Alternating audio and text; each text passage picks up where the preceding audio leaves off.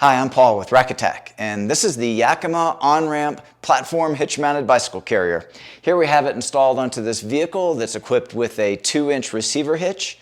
We will unload these bikes and take the rack off of the vehicle and show you how the rack attaches to the vehicle, and then reload those bikes. And as we're doing so, we'll go over all the details that make this rack unique. For starters, we'll go ahead and take off this outer bike, and to do so, we have the release buckle, the gray lever that we'll just push on. The other end will do the same thing. And then up top here, we have a third, which is gripping to the frame. And now that allows me to release the bicycle from the carrier. And I'll just move that off to the side. Next, we have this inner bike. We'll do the same thing. Release those levers, and at the top, the third lever attaching to the frame. And now we can go ahead and take this bike off as well. Now I have the option to use a ramp that's being held right here, and we'll do that when we reload this bike up. But in the meantime, I'll go ahead and just move it off to the side, pick it up by hand. So this rack is rated for e-bikes, which are generally quite heavy, as well as other bikes that may be heavy. So each of these trays can accommodate up to 60 pounds each. It also has ratings for off-road as well as RV use. When it's used in those two applications, the weight ratings reduce to 40 pounds per tray. Okay, so let's go ahead and put it into the stowed position, which will allow us to remove the carrier from the hitch of the vehicle. So I just pulled on that lever to allow this upper stabilizer arm to come down to the stowed position. Now over here we have an additional lever which I will squeeze and then pull out, and then that allows me to rotate the rack into the stowed position. And then under here we have the anti-wobble hitch bolt that's holding it into the receiver. Now I haven't tightened that fully for this portion, so I'll go ahead and just unscrew that with my hand. When we put it back on, I'll tighten it with a wrench and show you how that works to hold it into the hitch and remove the wobble between the stinger and the hitch. So let me go ahead and pull it off. And now I have the chance to show you the inside of the stinger, and you'll notice there's an insert which holds a threaded nut, and so this bolt goes through and threads into that and tightens it into the hitch. Okay, so let's go ahead and demonstrate how that works. So we'll just go ahead and lift it back. I'll insert it into the receiver. Now at this point, I can use this bolt as a feeler. So I'll insert it through the hitch pin hole and begin to push the rack inward, and then you can feel that it's lined up, and you can begin threading. And I'll thread that as far as I can with my fingers, and then once I have it as far as I can, I will use the tool that's supplied by Yakima to tighten that on. And as I tighten, the wobble that you see here will all go away. And so this method of attachment is a very effective anti-wobble. There's also a lock washer. So that lock washer will help to minimize the chances of the bolt working loose on its own. However, it is recommended to periodically check the bolt to make sure it's staying tight, especially if you're using this in that off-road or RV application. Okay, so we have it on there nice and tight. Now let me also show you on the opposite side that we have a security option that's included here. So this is a locking hitch bolt that's attached to a cable. So this is used for two purposes: to run through the bicycles, but also to be locked down to the end of this hitch bolt to provide security for the bikes and for the rack. Now it is possible to purchase a Yakima independent hitch bolt so that you can use this solely for the bikes if you choose. That independent locking hitch bolt would be sold separately, but it is part of Yakima's SKS, which stands for Same Key System, which allows you to match the SKS lock core to one another so that you have the convenience of that same key system. Okay, so now let's go to the next step, and we'll go ahead and I will press in on that button again and pull out, and that allows me to bring it to the carrying position. Now on this side we have a pull pin that we need to insert. That's going to provide the additional support and safety. And now let's go ahead and demonstrate the ramp option on this carrier. So here we have a turn knob that I'll loosen, and that allows me to remove the tray. And then here you have these two tabs that insert, and it can insert to either end of the tray on either tray, so you can load from multiple positions. So I'll come in at an angle and drop down, and then I also want to prep the rack to accept the bike as I roll it up. So I want to go ahead and move this strap out of the way, and then also bring the support arm into the carry position. Now I can go ahead and load the bike. Now in this case, I'm just going to be loading it rear wheel first, and up it goes. And as I go, it is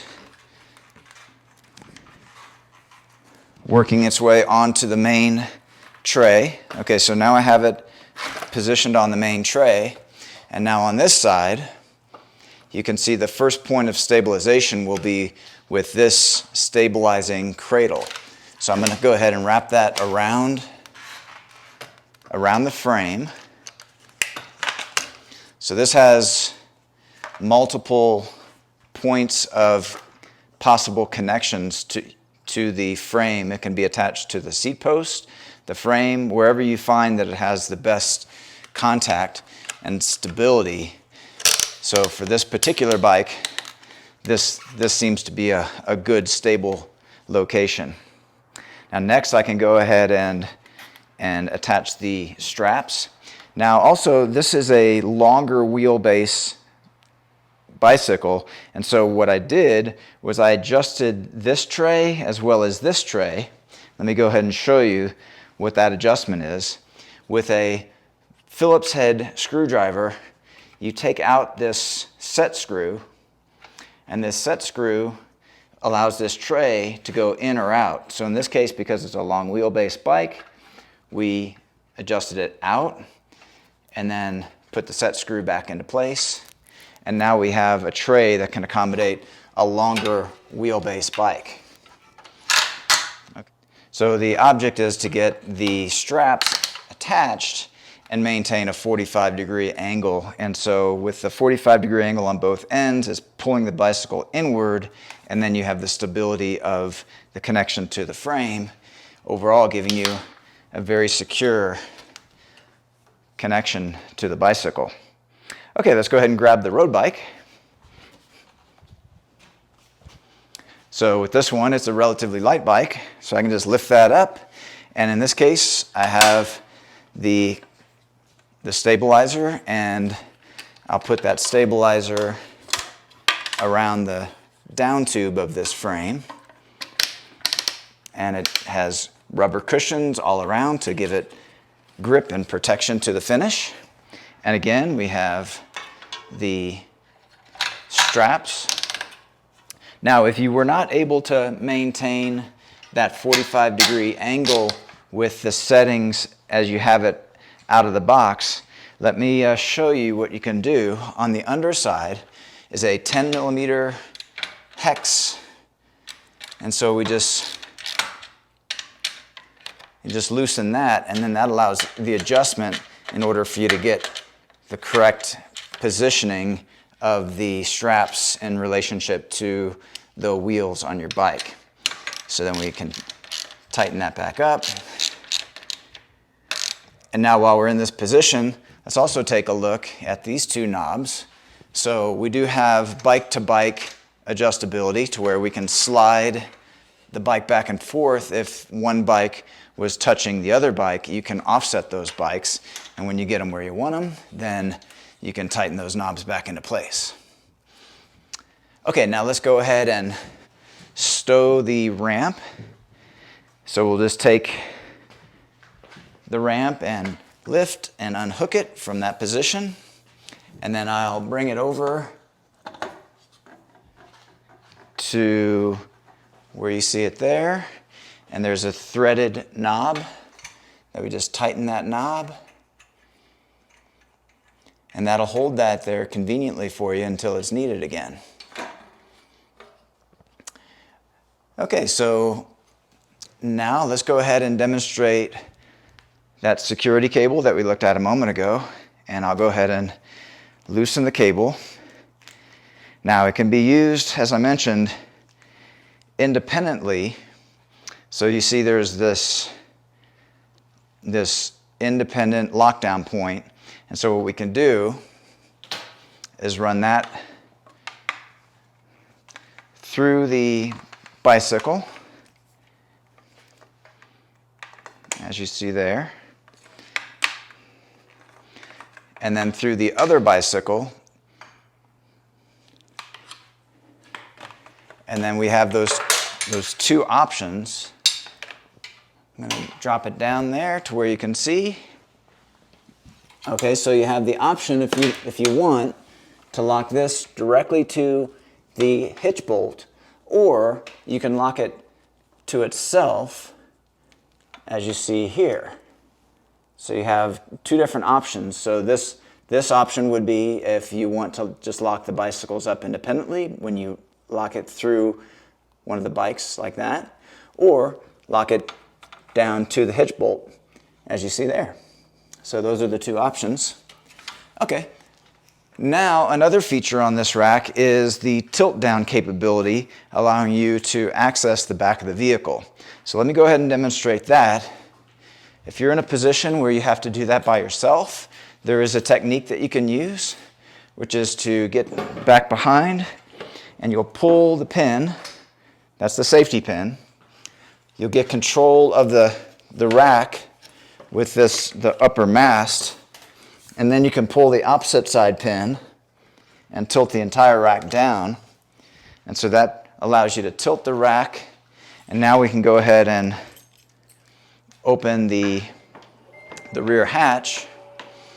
That way, in case you left something behind, forgot something, or you need to get access, you have that option to do that. And now that can be done with two people if you have two people do it, but that is a method you can use with just one person. Now to bring it back up into place, you just reach up at this bar and lift, and that snaps automatically back into position. And then be sure to reinsert your safety pin, and then it's safe to travel. Okay, so those are all the main features of the Yakima OnRamp hitch-mounted platform bicycle carrier. This product and the full line of Yakima products are available at rackattack.com. Please see the link in the video description for all your buying options. If you have any questions or comments on this rack in particular, feel free to leave those in the comments section below. And consider subscribing to our YouTube channel. We have over 2,000 rack-related videos, and we upload new videos weekly. That's all for this one, and thanks for watching.